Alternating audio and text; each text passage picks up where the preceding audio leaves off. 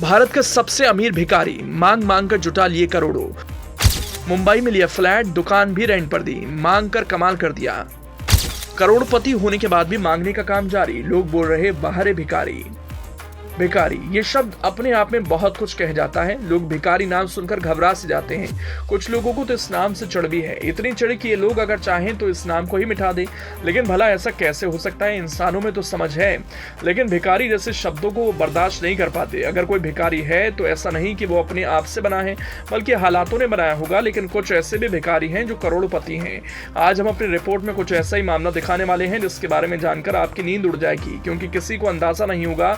ऐसा भी हो सकता है करोड़पति मालिक और करोड़पति मालकिन के बाद अब करोड़पति भिखारी से भी हम आपको रूबरू करा रहे हैं। तो बिना देर किए आज हम उस भिखारी से मिलवा देते हैं जिसके बारे में हम बात कर रहे हैं। किस तरह से अपने पैसों को बचाकर ये गरीब पहले भिखारी बना और फिर करोड़पति बन गया, लेकिन इसकी भनक किसी को नहीं लगी थी।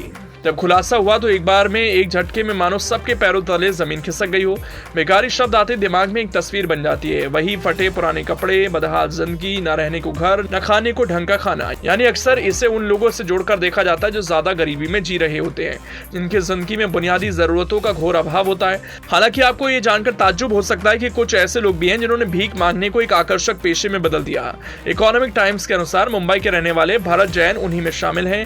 वो न केवल भारत बल्कि दुनिया के सबसे अमीर भिखारियों में से एक हैं। अब अमीरों की तो गिनती अमीरों में ही हो जाती है, तो भिखारियों की गिनती अमीरों में क्यों नहीं हो सकती? ऐसा ही कुछ भरत जैन के साथ है, जो काम तो मांगने का करते हैं लेकिन मसाला करोड़ों का है। बताया जाता है कि भरत जैन को आर्थिक कठिनाइयों का सामना करना पड़ा। इससे पहले वो पढ़ाई लिखाई नहीं कर सके, इसके बावजूद वो शादीशुदा हैं, उनके 2 बेटे हैं। इनमें से दोनों भरत के प्रयासों से अपनी पढ़ाई पूरी कर रहे हैं। मीडिया रिपोर्ट की माने तो भरत जैन की नेटवर्थ 7.5 करोड़ रुपए है। भीख मांगकर वो हर महीने 60,000 से 75,000 रुपए के बीच कमाते हैं। हो गई ना हैरान, आखिरकार 60,000 से ज्यादा जब मांग कर कमा लिया जा रहा है तो नौकरी की क्या जरूरत? ऐसा कहा जाता है कि भरत जैन के पास मुंबई में करीब 1 करोड़ 40 लाख रुपए के 2 फ्लैट हैं। उन्होंने ठाणे में 2 दुकानों में निवेश किया है, इससे उन्हें 30,000 रुपए का मासिक किराया मिलता है। अपनी संपत्ति के बावजूद भरत जैन को अभी भी मुंबई के छत्रपति शिवाजी टर्मिनस या आजाद मैदान जैसी जगहों पर भीख मांगते देखा जा सकता है। वो परेल में रहते हैं, उनके बच्चे कॉन्वेंट स्कूल में पढ़ते हैं। इसके अलावा भरत जैन के परिवार के अन्य सदस्य के स्टेशनरी स्टोर चलाते हैं। कुछ लोग ये भी दावा करते हैं कि भरत जैन वास्तव में भिखारी नहीं, अलबत्ता भीख मांगने का नाटक कर पैसा कमाते हैं। उन्हें अपनी शानदार याददाश्त के लिए भी जाना जाता है।